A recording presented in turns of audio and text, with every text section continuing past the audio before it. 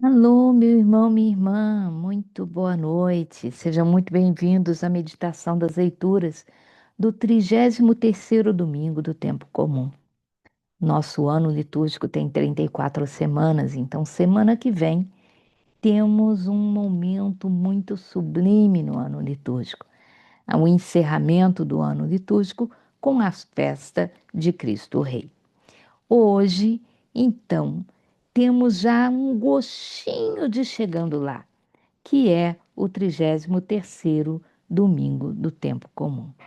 Vamos pedir ao Senhor nosso Deus que nos dê ouvidos que saibam escutar e um coração que tenha muito espaço para acolher a graça e a bênção da palavra de Deus que quer ser semeada nos nossos corações, para que a gente possa ser instrumento de Deus também, para semear a verdade dessa palavra no coração de todos aqueles que Deus colocar no nosso caminho. Vamos para as leituras desse semana, então. Espera aí, deixa eu abrir. Ok, vamos lá então. Agora sim.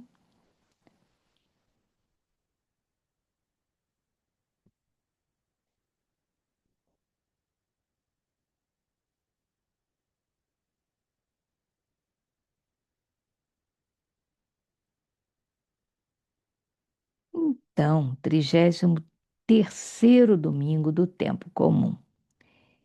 Primeira leitura é tirada do livro do profeta Malaquias e diz assim: Eis que virá o dia, abrasador como fornalha, em que todos os soberbos e ímpios serão como palha, e esse dia vindouro haverá de queimá-los, diz o Senhor dos Exércitos, tal que não lhes deixará raiz e nem ramo.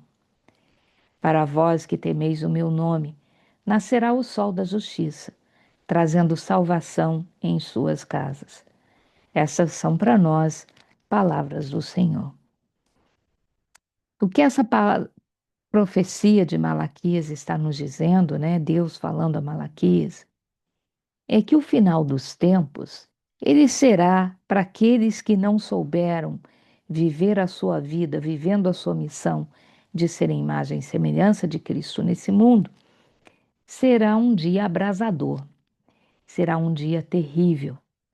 Mas para nós que cremos no seu nome, para nós que procuramos viver o Evangelho no nosso dia a dia, esse momento será um momento em que finalmente a justiça se estabelece de uma vez por todas. Porque aquilo que é bom, aquilo que é certo, aquilo que é a vontade de Deus vai acontecer no mundo. E nós seremos alçados para aquela morada eterna que Jesus preparou para cada um de nós. Então, para muitos, esse dia pode ser um dia terrível, mas quando Jesus chegar como Rei do universo, nós, que estamos ansiosamente esperando a sua volta, teremos muita razão para nos alegrarmos. O Salmo responsorial fala exatamente sobre isso. O Senhor virá julgar a terra inteira, com justiça ele julgará. Cantai salmos ao Senhor ao som da harpa e da cítara suave.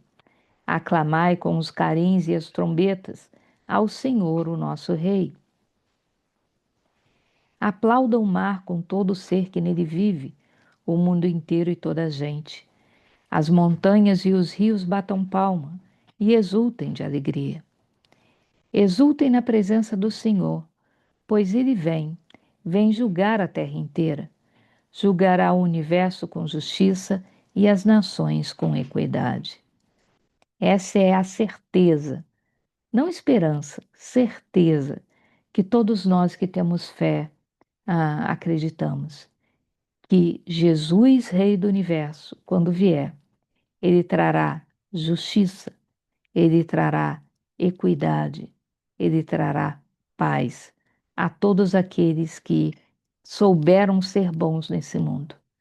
Aqueles que viveram a bondade, mesmo que nunca tenham sabido pronunciar o nome de Jesus, eles viveram de acordo com o Evangelho.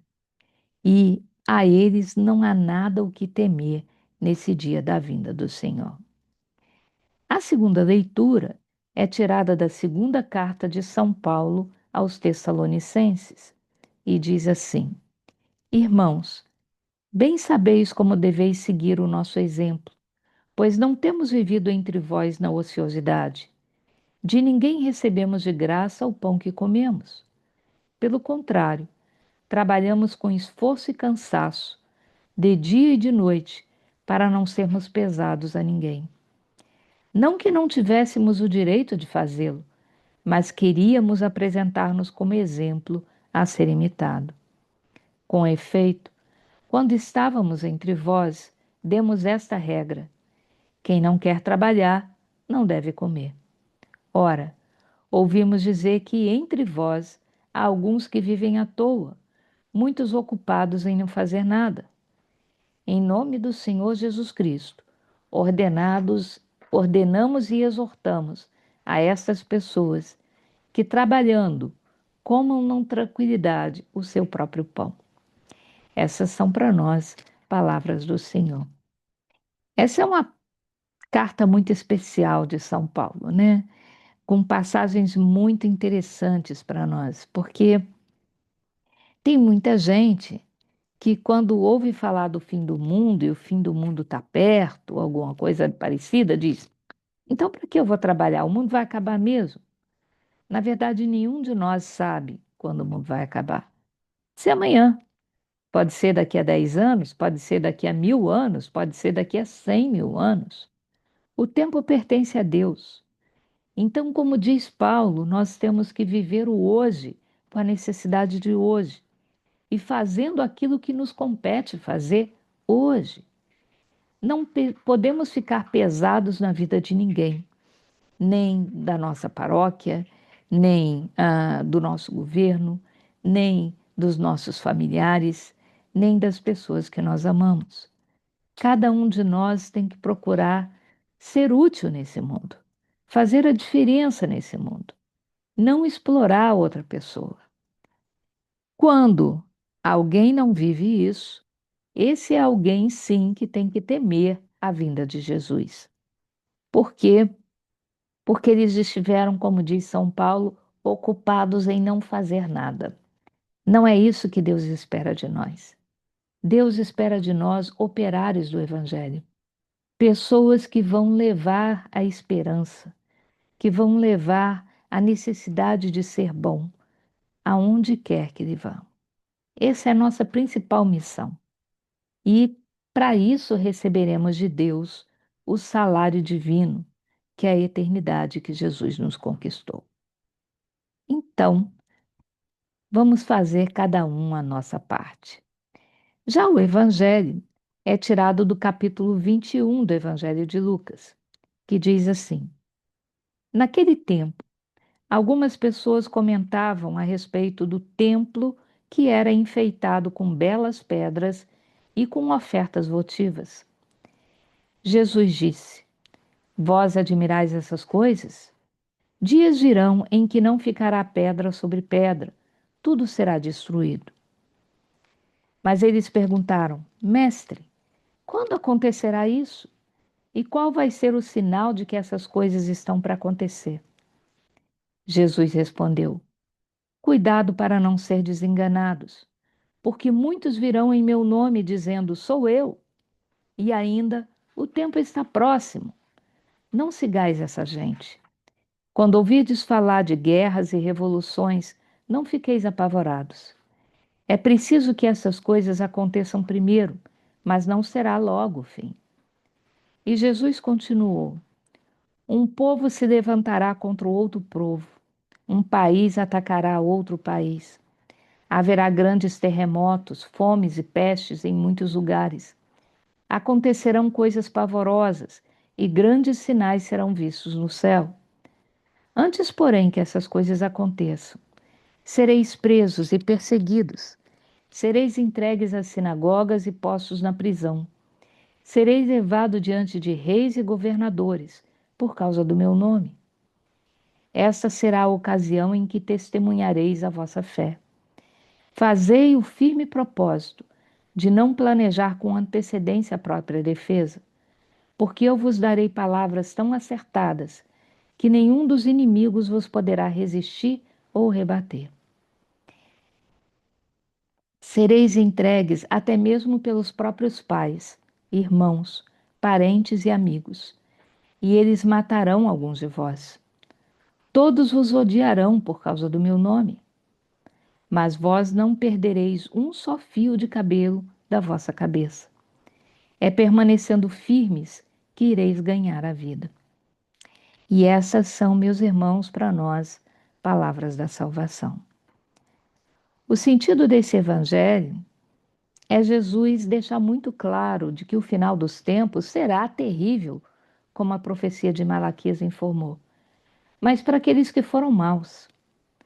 Porque para aqueles que pertencem a Cristo, o que pior podem fazer com a gente? Matar? Mas essa vida é passageira mesmo. Nós iremos para uma vida eterna que nos aguarda.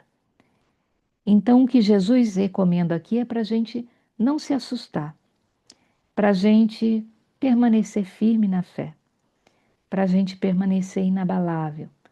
Porque, como diz São Paulo, nós miramos as coisas invisíveis e não as visíveis, porque as visíveis são temporárias e as invisíveis são para a eternidade. Olhando ao nosso redor, aparentemente tudo isso que Jesus prometeu que estaria no final dos tempos já está acontecendo. Guerras inacreditáveis, um país se voltando com o outro, grande fome, grandes desastres naturais. Parece que está aí. Mas como nós sabemos que um dia para Deus é como 1000 anos, e 1000 anos como um dia, não sabemos daqui a quanto tempo acontecerá a segunda vinda de Jesus. Mas sabemos uma coisa: ele virá uma segunda vez. E quando ele vier, ele julgará a todo o universo. Quem vive segundo o que é certo, segundo o que é bom, não tem nada a temer. Os outros, infelizmente, não terão autorização para entrar na morada e se reunir com o noivo e viver uma eternidade junto de Deus. Que pena, porque Jesus morreu por eles também na cruz. Que pena, que desperdício. O coração de Pai, de Deus, certamente vai sentir falta dessas pessoas. E é por isso que a nossa missão é trabalhar, segundo São Paulo. Trabalhar para pregar o Evangelho. Porque quanto mais pessoas nós conseguimos trazer para Deus, será menor o número daqueles que não terão autorização para entrar na casa paterna. O templo, por mais precioso e por mais fortes que fossem as suas paredes, seria destruído e foi. E não ficou pedra sobre pedra. Nós somos maiores do que templos. Nós somos morada do próprio Deus. E temos uma morada preparada para nós, no reino que Ele nos foi preparar. Essa é a nossa certeza.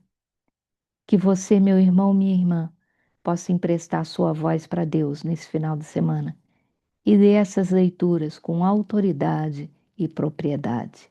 Amém. Que o Senhor nos abençoe e nos guarde, que Ele volte para nós o seu rosto e se compadeça de nós, que Ele nos mostre a sua face e nos dê a sua paz. É o que pedimos em nome do Pai e do Filho e do Espírito Santo. Amém. Fique com Deus. Deus os abençoe.